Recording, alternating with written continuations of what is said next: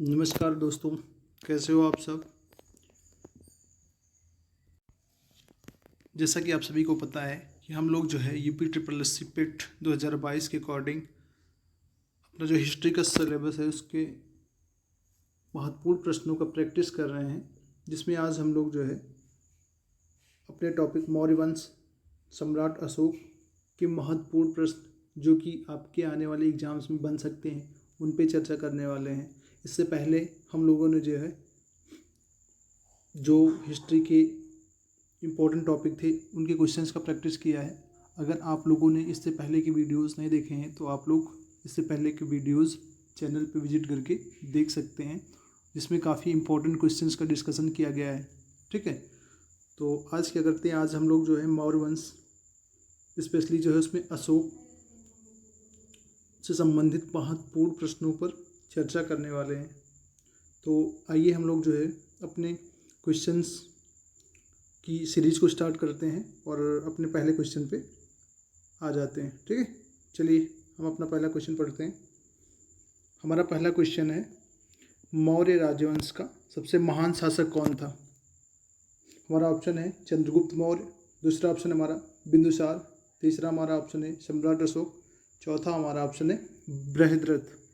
ठीक है, तुम्हारा राइट ऑप्शन हो जाएगा सम्राट अशोक, यानी कि मौर्य राजवंश का सबसे महान शासक कौन था, सम्राट अशोक। और अगर हम यहीं पे बात कर लें मौर्य राजवंश, इसकी स्थापना किसके द्वारा की गई थी, तो इसकी स्थापना जो है चंद्रगुप्त मौर्य ने, चंद्रगुप्त मौर्य द्वारा मौर्य वंश की स्थापना की गई थी। ठीक है, चलिए इसके बाद हम लोग जो है नेक्स्ट क्वेश्चन पे आ जाते हैं। हमारा नेक्स्ट क्वेश्चन है, मौर्य वंश की स्थापना किसके द्वारा की गई थी।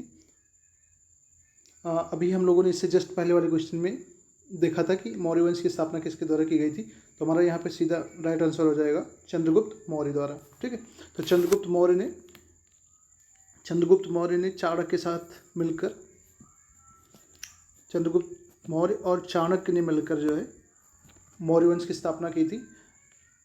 चाणक्य के माध्यम से चंद्रगुप्त मौर्य ने नंदवंश का जो अंतिम शासक था हमारा धनानंद, उसकी हत्या कर दी थी और मौर्य वंश की नींव डाली थी। ठीक है, और चंद्रगुप्त मौर्य 322 ईस्वी पूर्व मौर्य वंश की गद्दी पे विराजमान हुआ था। ठीक है, तो यहाँ पे आपको याद रखना है मौर्य वंश की स्थापना चंद्रगुप्त मौर्य द्वारा की गई थी। ठीक है, चलिए इसके बाद हम लोग नेक्स्ट क्वेश्चन में आ जाते हैं। हमारा नेक्स्ट क्वेश्चन है, शासक बनने के पूर्व अशोक कहाँ का गवर्नर था। ठीक है, ऑप्शन है हमारे तक्षशिला, बी ऑप्शन है उज्जैन, सी है ए एंड बी दोनों, और डी ऑप्शन है आपका कौशल। तुम्हारा राइट ऑप्शन हो जाएगा ए एंड बी दोनों, यानी कि शासक बनने से पूर्व अशोक तक्षशिला और उज्जैन दोनों का गवर्नर नियुक्त हुआ था। ठीक है, इस बात को आप लोग याद रखिएगा। चलिए इसके बाद हम लोग नेक्स्ट क्वेश्चन पे आते हैं। हमारा नेक्स्ट क्वेश्चन है, बौद्ध धर्म को अपनाने के पूर्व अशोक किस धर्म का उपासक था। ऑप्शन है हमारे जैन धर्म, बी ऑप्शन है सिख धर्म, डी ऑप्शन है हमारा शैव धर्म, सी ऑप्शन है हमारा बौद्ध धर्म। तुम्हारा राइट ऑप्शन हो जाएगा शैव धर्म, यानी कि बौद्ध धर्म अपनाने के पूर्व अशोक शैव धर्म का उपासक था। ठीक है, और अगर हम बात करें कि अशोक को बौद्ध धर्म अपनाने की प्रेरणा कहाँ से मिली, तो अशोक का एक चचेरा भाई था, अशोक का चचेरा भाई सुसीम, उसका पुत्र था न्याग्रोध, उसके प्रवचन को सुनकर अशोक जो है बौद्ध धर्म की ओर आकर्षित हुआ और उसने जो है बौद्ध धर्म ग्रहण किया था। ठीक है, चलिए इसके बाद हम लोग नेक्स्ट क्वेश्चन पे आते हैं। हमारा नेक्स्ट क्वेश्चन है, अशोक को बौद्ध धर्म में दीक्षित करने का श्रेय किस प्रसिद्ध बौद्ध विद्वान को जाता है। ओके, ऑप्शन है हमारा न्याग्रोध, दूसरा ऑप्शन है हमारा उपगुप्त, तीसरा हमारा ऑप्शन है ब्रह्मगुप्त, चौथा ऑप्शन है सुसीम। तो हमारा यहाँ पे राइट ऑप्शन हो जाएगा उपगुप्त, यानी कि बौद्ध धर्म में अशोक को दीक्षित करने का श्रेय उपगुप्त को जाता है। ठीक है, याद रखिएगा उपगुप्त। कौन? उपगुप्त। चलिए इसके बाद हम लोग नेक्स्ट क्वेश्चन पे आते हैं। हमारा नेक्स्ट क्वेश्चन है, अशोक ने अपने शासन के किस वर्ष कलिंग का युद्ध किया था? ओके, ऑप्शन हमारे 5वां वर्ष, बी ऑप्शन हमारा 7वें वर्ष, सी ऑप्शन हमारा 6वें वर्ष, डी ऑप्शन हमारा 8वें वर्ष। तुम्हारा राइट ऑप्शन हो जाएगा 8वें वर्ष। ठीक है, कलिंग का युद्ध अगर हम लोग बात करें यहाँ पे कलिंग युद्ध की, तो कलिंग युद्ध जो हुआ था 261 ईस्वी पूर्व, और इस युद्ध के बारे में कहा जाता है इस युद्ध ने अशोक का हृदय परिवर्तित कर दिया था और उसने हिंसा के मार्ग को इस युद्ध के बाद त्याग दिया था। ठीक है, तो अपनी जो शासन के 8वें वर्ष उसने कलिंग का युद्ध किया था। आपको इस बात को याद रखना है। ठीक है, चलिए हम लोग इसके बाद नेक्स्ट क्वेश्चन पे आते हैं। हमारा नेक्स्ट क्वेश्चन है, अशोक द्वारा लड़े गए कलिंग युद्ध के समय वहाँ का शासक कौन था? ओके, हमारा ऑप्शन है नंदराज, दूसरा ऑप्शन हमारा मूलराज, तीसरा नागराज, चौथा है गोपराज। तो हमारा राइट ऑप्शन हो जाएगा नंदराज। यानी कि जब अशोक कलिंग का युद्ध अशोक द्वारा किया गया था तो उस समय का शासक था नंदराज। ठीक, और इसकी बात अगर हम लोग करें कि ये हमें इस बात की जानकारी कहाँ से मिलती है, तो इस बात की जानकारी खारवेल की हाथी गुफा अभिलेख से इस बात की जानकारी मिलती है। ओके, याद रखिएगा आप लोग, खारवेल का जो हाथी गुफा अभिलेख है उससे इस बात की जानकारी मिलती है कि उस समय का शासक कलिंग का जो है नंदराज हुआ करता था। ठीक है, चलिए इसके बाद हम लोग नेक्स्ट क्वेश्चन पे आते हैं। हमारा नेक्स्ट क्वेश्चन है, देवनाम प्रियदर्शी के नाम से कौन विख्यात था? ठीक, हमारा ऑप्शन है चंद्रगुप्त मौर्य, बी ऑप्शन है अशोक, अगला है समुद्रगुप्त, इसके बाद है हर्षवर्धन। तुम्हारा राइट ऑप्शन हो जाएगा अशोक, देवनाम प्रियदर्शी के नाम से विख्यात था। ठीक है, अशोक को प्रियदर्शी भी कहा जाता था, इसका एक अन्य नाम प्रियदर्शी भी था। और बात कर लें अशोक की, अशोक को द्वितीय बौद्ध भी कहा जाता था, द्वितीय बौद्ध। ठीक है, देवनाम प्रियदर्शी हो गया, द्वितीय बौद्ध हो गया, प्रियदर्शी हो गया, अशोक को इन नामों से पुकारा जाता था। ठीक है, चलिए इसके बाद हम लोग नेक्स्ट क्वेश्चन पे आ जाते हैं। हमारा नेक्स्ट क्वेश्चन है, अशोक ने श्रीनगर नामक शहर किस नदी के किनारे बसवाया था? ठीक, ऑप्शन है हमारा रावी, बी ऑप्शन है चिनाब, सी ऑप्शन है आपका झेलम, डी ऑप्शन है सतलज। तुम्हारा राइट ऑप्शन हो जाएगा यहाँ पे झेलम। अशोक ने जो है झेलम नदी के किनारे श्रीनगर नामक शहर बसाया था। अगर बात करें श्रीनगर की, तो ये कश्मीर में स्थित है। कहाँ पे है? कश्मीर में स्थित है। ठीक, और अशोक ने क्या किया था? अशोक ने 2 शहर बसाए थे, जिसमें से आपका पहला हो गया श्रीनगर, दूसरा है आपका ललित पाटन। अगर बात करें ललित पाटन की, तो ये कहाँ है? ये नेपाल में स्थित है। ठीक है, तो अशोक द्वारा 2 शहर बसाए गए थे, पहला है श्रीनगर, दूसरा है ललित पाटन। श्रीनगर कहाँ है? जम्मू कश्मीर में। और बात करें ललित पाटन की, तो ये है नेपाल में। ठीक है, चलिए इसके बाद हम लोग नेक्स्ट क्वेश्चन पे आ जाते हैं। अगला क्वेश्चन है हमारा, किस प्रसिद्ध शासक को शिलालेखों का जनक कहा जाता है? किस प्रसिद्ध शासक को शिलालेखों का जनक कहा जाता है? ठीक है, ऑप्शन है हमारा समुद्रगुप्त, बी ऑप्शन है हमारा चंद्रगुप्त, सी ऑप्शन है हमारा अशोक, और डी ऑप्शन है हमारा कनिष्क। ठीक, कनिष्क यहाँ पे रंग लिखा हुआ है, सही कर लीजिएगा। तो हमारा राइट ऑप्शन हो जाएगा अशोक। अशोक को जो है शिलालेखों का जनक कहा जाता है। ठीक है, ठीक, अगर बात करें अशोक की, तो इसने कुल 13 शिलालेख रॉक एडिक्ट जारी किए थे। ठीक, और इसने स्तंभलेख भी जारी किए, और इसने गुहा लेख भी जारी किए थे। ठीक है, इस बात को भी आप रखिएगा। इसी कारण अशोक को शिलालेखों का जनक कहा जाता है। ठीक है, चलिए नेक्स्ट क्वेश्चन में आते हैं। हमारा अगला क्वेश्चन है, अशोक के शिलालेख किस लिपि में खुदे हुए हैं?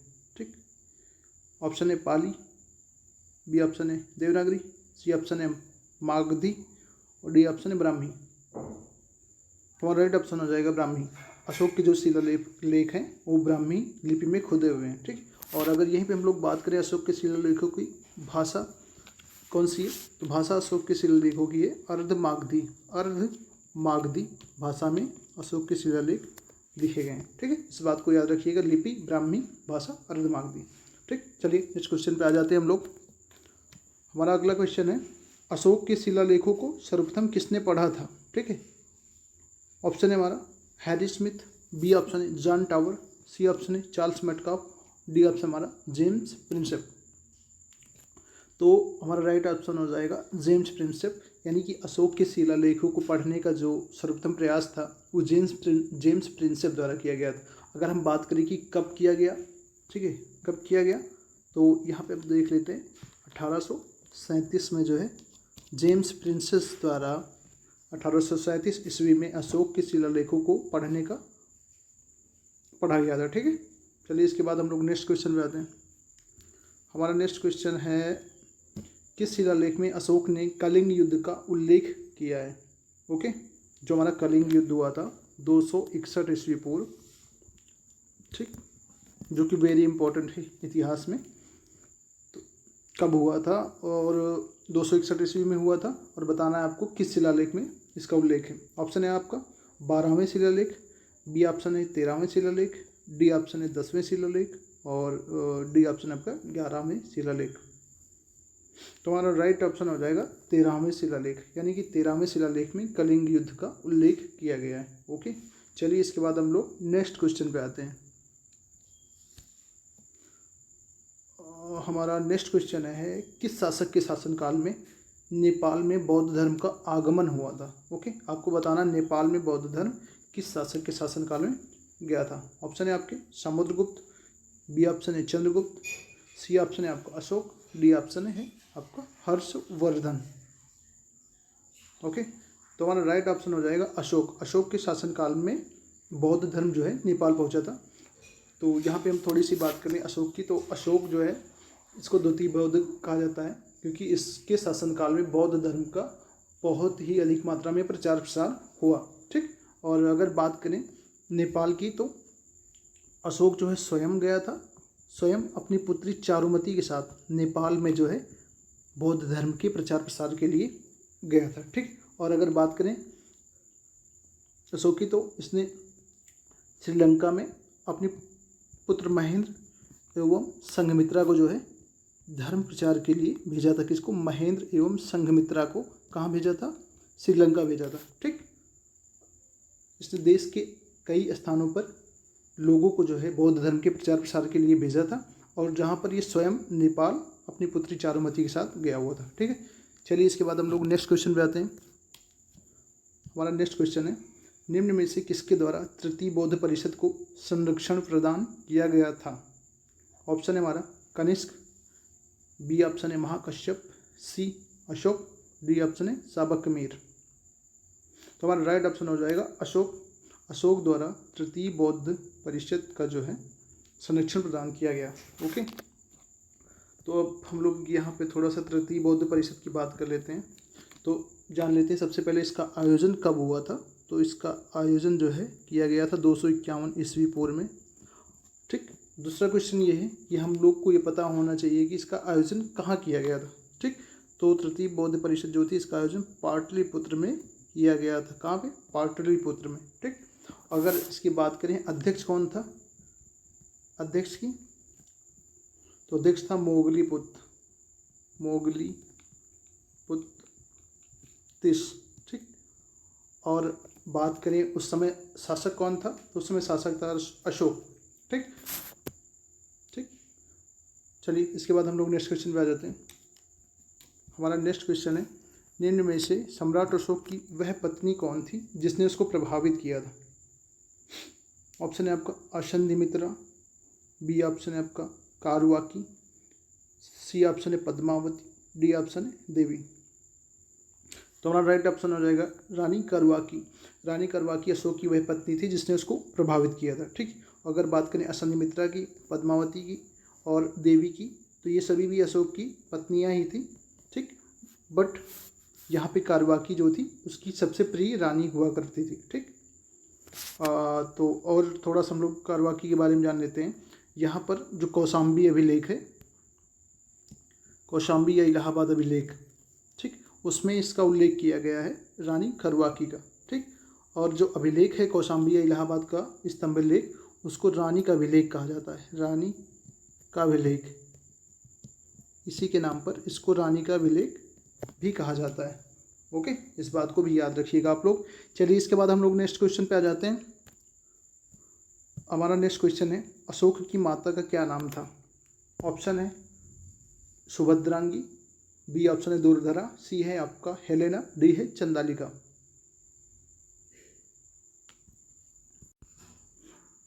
तो हमारा राइट ऑप्शन हो जाएगा सुभद्रांगी। यानी अशोक की माता का क्या नाम था? सुभद्रांगी।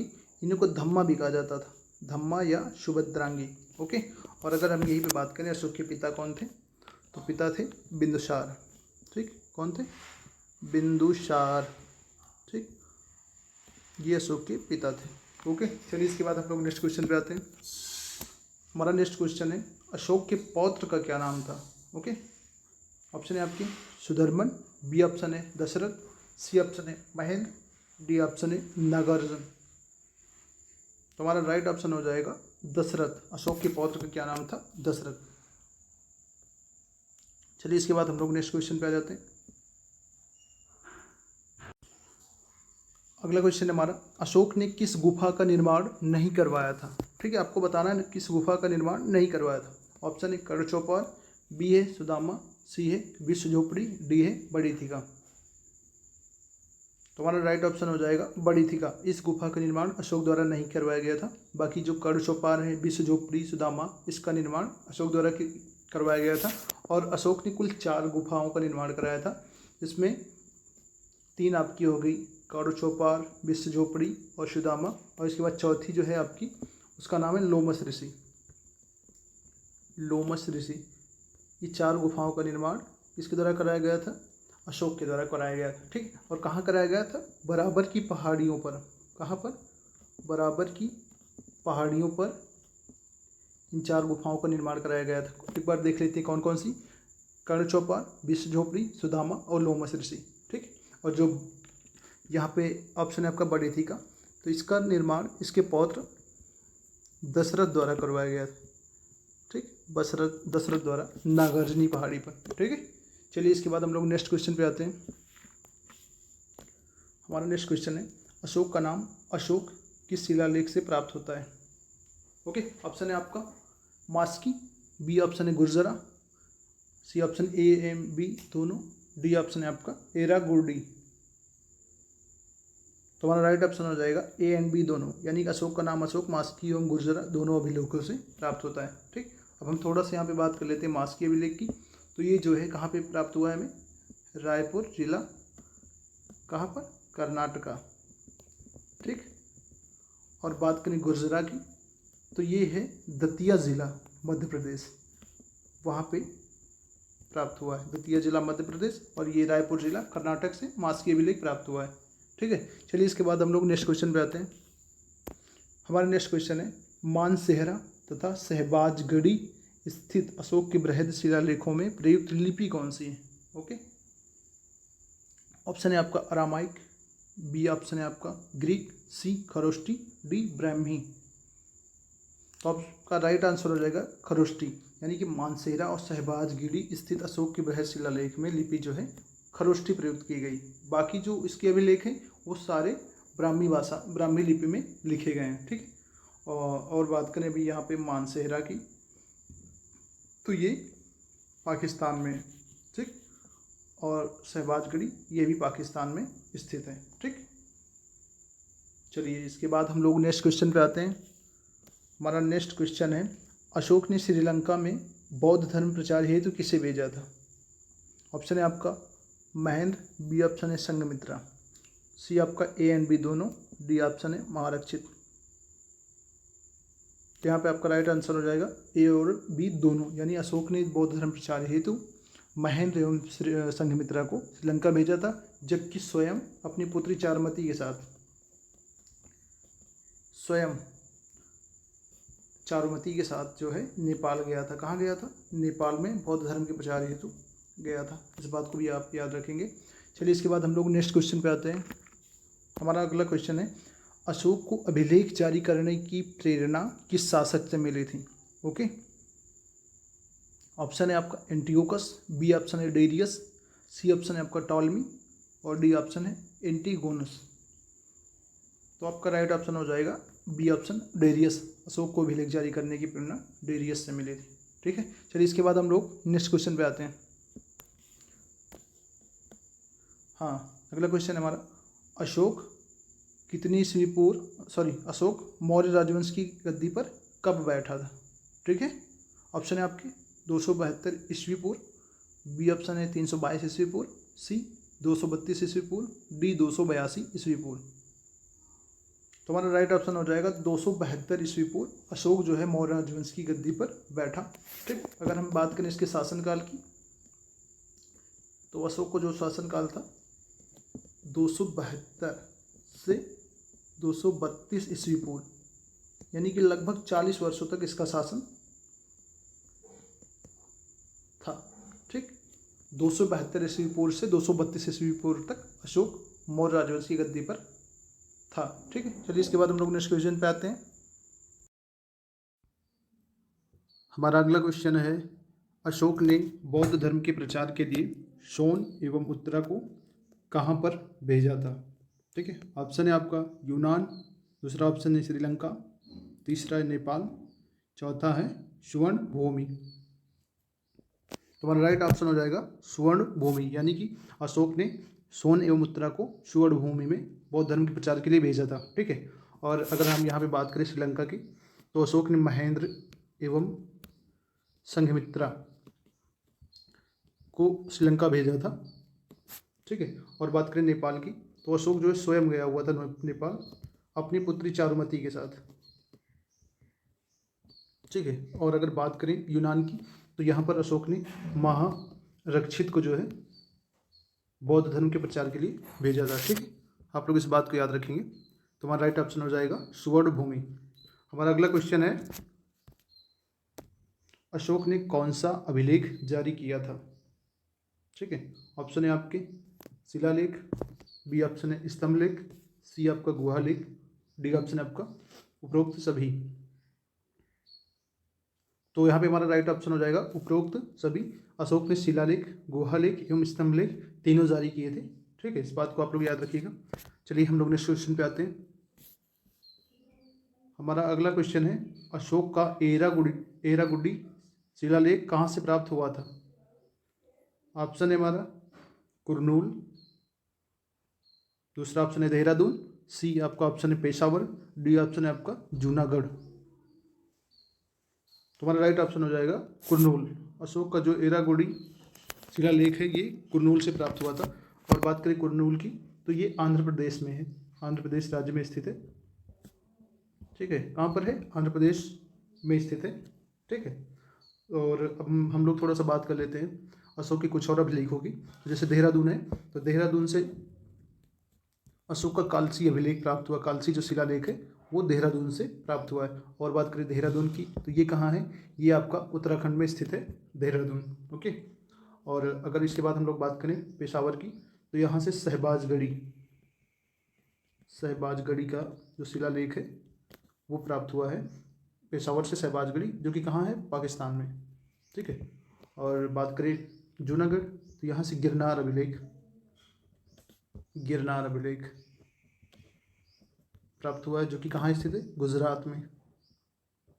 कहाँ पे? गुजरात में स्थित है गिरनार अभिलेख। ठीक है, हमारा राइट ऑप्शन हो जाएगा कुरनूल। चलिए इसके बाद हम लोग नेक्स्ट क्वेश्चन पे आते हैं। हमारा अगला क्वेश्चन है, मेरठ एवं टोपरा से प्राप्त स्तंभ लेखों को कौन सा सुल्तान दिल्ली लाया था? ऑप्शन है आपके मोहम्मद बिन तुगलक, बी ऑप्शन है फिरोज शाह तुगलक, सी ऑप्शन है आपका बलबन, डी ऑप्शन है आपका इल्तुतमिश। तुम्हारा राइट ऑप्शन यहाँ पे हो जाएगा फिरोज शाह तुगलक।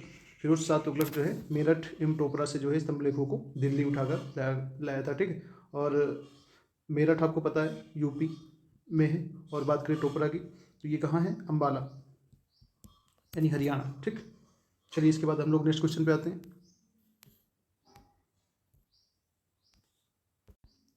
हमारा नेक्स्ट क्वेश्चन है, अशोक द्वारा निर्मित स्तंभों का सर्वश्रेष्ठ नमूना निम्न में से कहाँ प्राप्त हुआ है? पहला ऑप्शन है आपका गया, बी ऑप्शन है आपका भरहुत, सी ऑप्शन है पाटलिपुत्र, डी ऑप्शन है सारनाथ। तुम्हारा राइट ऑप्शन हो जाएगा सारनाथ, यहाँ से जो है स्तंभों का सर्वश्रेष्ठ नमूना प्राप्त हुआ है। ठीक है, और बात करें सारनाथ की, तो ये यूपी के बनारस में स्थित है। ठीक, इस बात को याद रखिएगा आप लोग, यूपी के बनारस में सारनाथ है। चलिए इसके बाद हम लोग अगले क्वेश्चन पे आ जाते हैं। हमारा अगला क्वेश्चन है, अशोक का अभिलेख भारत के बाहर किस देश में पाया गया है? ऑप्शन है आपके Afghanistan, B China, C option है आपका बर्मा, डी ऑप्शन है नेपाल। तुम्हारा राइट ऑप्शन यहाँ पे हो जाएगा अफगानिस्तान, यानी कि भारत के बाहर अफगानिस्तान से जो है अशोक के अभिलेख पाए गए हैं। ठीक है, चलिए इसके बाद हम लोग अगले क्वेश्चन पे आते हैं। अगला क्वेश्चन है, वह कौन सा शासक था जिसने राज सिंहासन पर बैठने के लिए अपने बड़े भाई सुसीम की हत्या की थी? ऑप्शन है आपका अशोक, बी ऑप्शन है कनिष्क, सी ऑप्शन है आपका अजातशत्रु, यहाँ पे आप टाइपिंग एरर है, अजातशत्रु, डी ऑप्शन है आपका सिमुक। तुम्हारा राइट ऑप्शन हो जाएगा अशोक।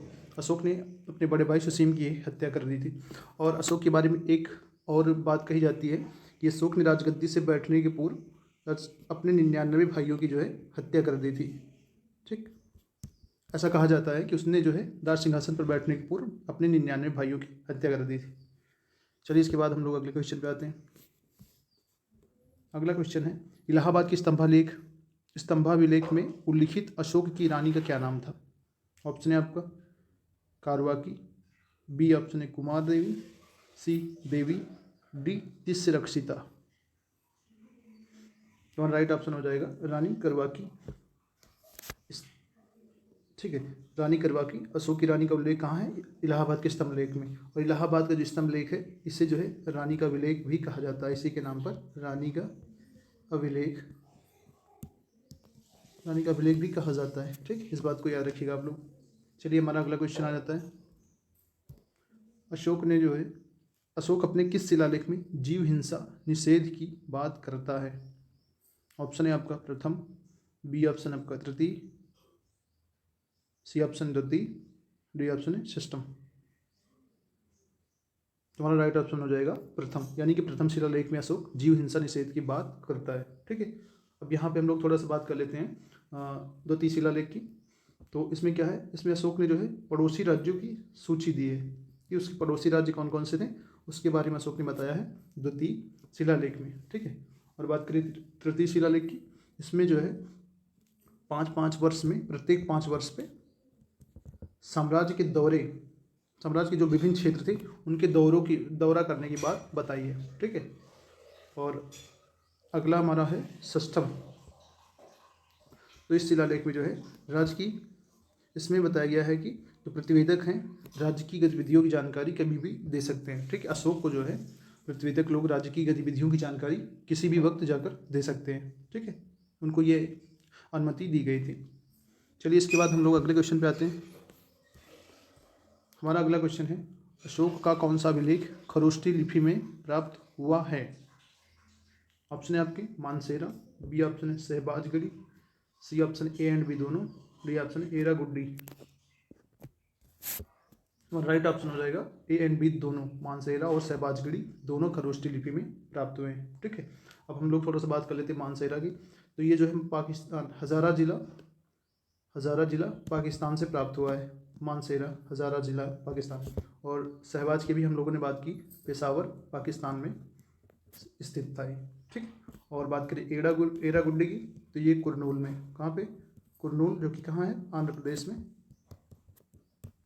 वहाँ से प्राप्त हुआ है। ठीक है, और बात करें एरागुडी अभिलेख की, तो इसकी जो शैली है उस शैली को हलावर्त या वास्त्रोफेदन शैली कहा जाता है। वास्त्रोफेदन, जो कि हम लोगों ने सिंधु घाटी सभ्यता में पढ़ा था, हलावर्त शैली या वास्त्रोफेदन शैली। ठीक है, चलिए इसके बाद हम लोग अगले क्वेश्चन पे आते हैं। हमारा अगला क्वेश्चन है, अशोक बौद्ध धर्म का उपासक एवं मगध का शासक था, इस बात की जानकारी किस शिलालेख में मिलती है? ऑप्शन है आपके भाब्रू, बी ऑप्शन है मास्की, सी गुर्जरा, डी उपरोक्त सभी। तुम्हारा राइट ऑप्शन हो जाएगा ए ऑप्शन भाब्रू। इस भाब्रू शिलालेख से हमें जानकारी मिलती है कि अशोक बौद्ध धर्म का उपासक एवं मगध का शासक था। अब बात करें थोड़ा सा भाब्रू की, तो ये कहाँ स्थित है? ये स्थित है विराटनगर। ये कहाँ पे है? जयपुर राजस्थान।